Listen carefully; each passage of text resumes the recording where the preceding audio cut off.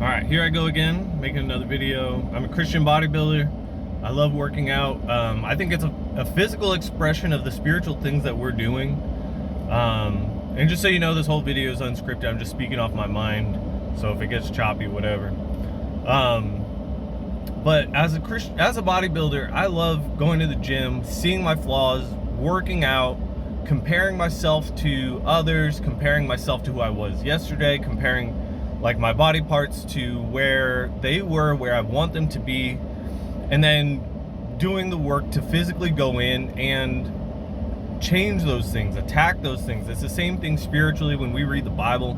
The Bible is expressing to us all the areas in which we're failing, right? And then it shows us the failures of a person or the successes of a person. It gives examples to it. It gives stories, elaboration, so that it sets in your soul and you think to yourself, man, I don't want to be a Saul. I want to be a David.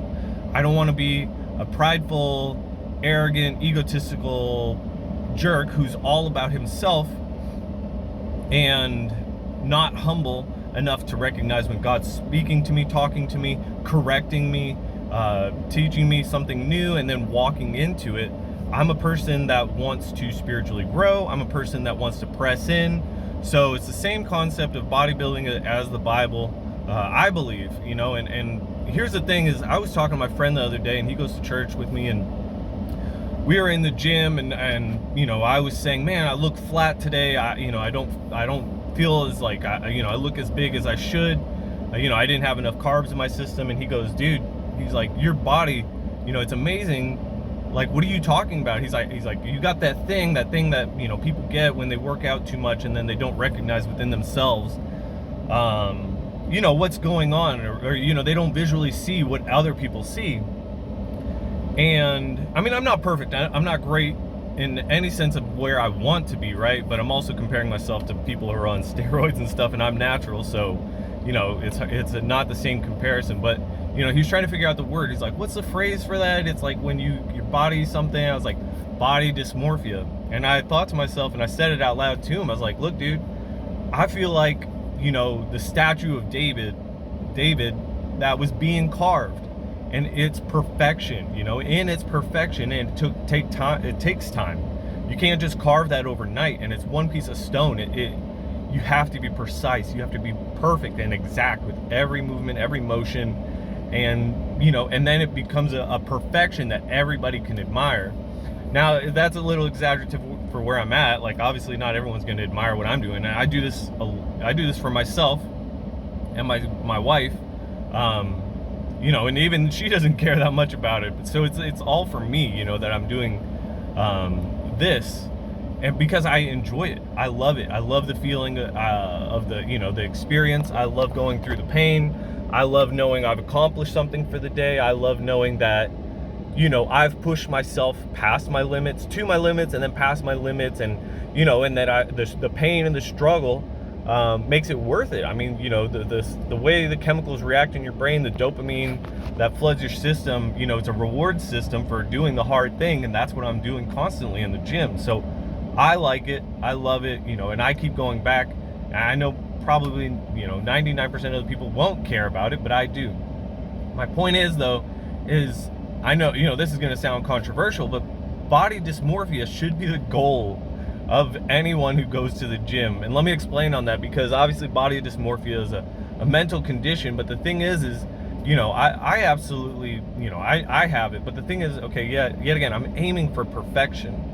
I'm aiming to create something that is different from what I had yesterday. I'm aiming for the top, and I'm always moving towards that. No, I might not reach it. I'm not going to be as big as some of the pro bodybuilders, for sure, because yet again, I'm natural.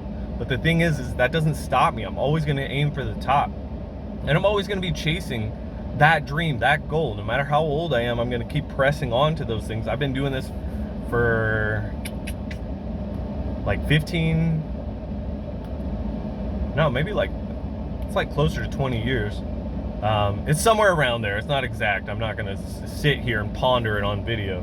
But yeah, it was ever since high school. Junior year, I started lifting. And I love the process. But okay, back to the point is that everyone should aim for body dysmorphia, right? The thing is most of the population right now is fat, out of shape, not disciplined, not trying. Even if they were to get in the gym, body dysmorphia wouldn't be the first problem. It would be like steps 1 through 90, right?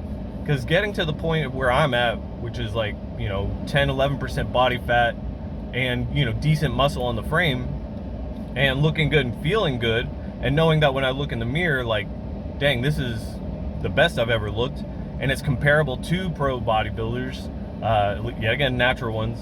I'm not far off. I could compete if I wanted to, if I had the right coach and conditioning, but yet again, it's the goal. Like, I'm at that point where body dysmorphia is the point where I'm at, where I don't see the goodness that I have, because I'm still seeing the further, the beyond where I'm at. So, step 1 through 90 for anyone getting into the gym is getting to the point where they can get to the place where they're like, even though they're looking good, they don't see it. So body dysmorphia is going to be like a small percentage of people who actually go to the gym and who are actually trying hard. But the thing is I don't see it as a negative thing. And I see all these pro bodybuilders, natural ones, and all these young people on YouTube, and they're talking about, like, they want to get on steroids, they want to get on juice because they're the body dysmorphia is making them unhappy, and they want to be bigger and better and all this stuff. And they also put out videos where they're depressed. They're constantly, battling depression, and that's why they're in the gym, and that's why, they've come to the point where they want to, get into the gym to change themselves, to better their lives, but like still, now they've traded one issue for another. They went from depression and trying to beat it to, looking good and trying to be better and trying to look better, and the body dysmorphia is giving them problems. My point at the end of all this is that it becomes an issue when Christ isn't in their lives at all, in the center of their life, their vision, their work.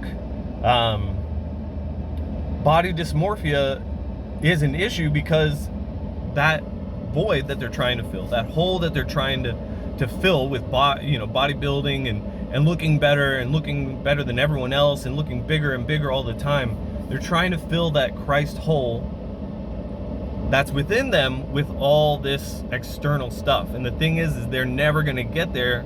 They're never going to be fully happy. Yes, they can work on their mindset and start accepting themselves for who they are, but essentially it's the same thing anyone who's on a drug or an addiction or whatever it is that keeps people, that's trying to make them happy, right? It's just, bodybuilding is just a different form of addiction and another form of coping that people use to get through their lives, to feel better about themselves and what they're doing and how they're going about it. The thing is you have to have Christ in the middle of it, otherwise you'll never be happy. That's why my body dysmorphia, I love it because it always keeps me aiming further, trying, getting in the gym every day, pushing my limits, pushing myself harder, eating better, trying and trying and trying. I see the perfection of the David masterpiece, and I want to be that. I want to climb the mountain, I want to conquer this, I want to keep going. I never want to slow down. I don't see a reason to slow down or stop. Obviously, if it physically, health-wise and all that, if it were to be a bad thing, but it's not a bad thing. My point is I have body dysmorphia, absolutely, but I love it. I embrace it, and I'm whole and I'm complete because I have Christ in me, making me whole and complete, making me happy. So these other things that I'm doing are just bonuses and additions, and they're just a next step and another good place in life for where I'm at currently. But I'm not unhappy with it. I'm totally happy with my body where I'm at right now, but I'm still aiming for better. I still look in the mirror and I go, this can be better, that can be better, I can do this, I need to do that. I start looking up videos, I start looking up exercise routines, programs, pro bodybuilders who have, that body part I'm looking for, and they have advice on how to get it, and I'm keep researching and pressing in and trying to do all these different things to achieve it. It keeps me driven and moving forward and unhappy with where I'm at, but that's a good thing because it's always going to keep me pressing forward. But I'm not unhappy with myself. I have Jesus. I have that Christ-filled hole filled up with Jesus. I'm not lacking anything spiritually. I'm joyful and I'm complete and I'm happy on the inside, and that means everything else is just bonus. Everything else is just bonus. The issue with the world is all these pro bodybuilders, all these young people who are all, in the gym talking about their depression, talking about their body dysmorphia and all these different issues.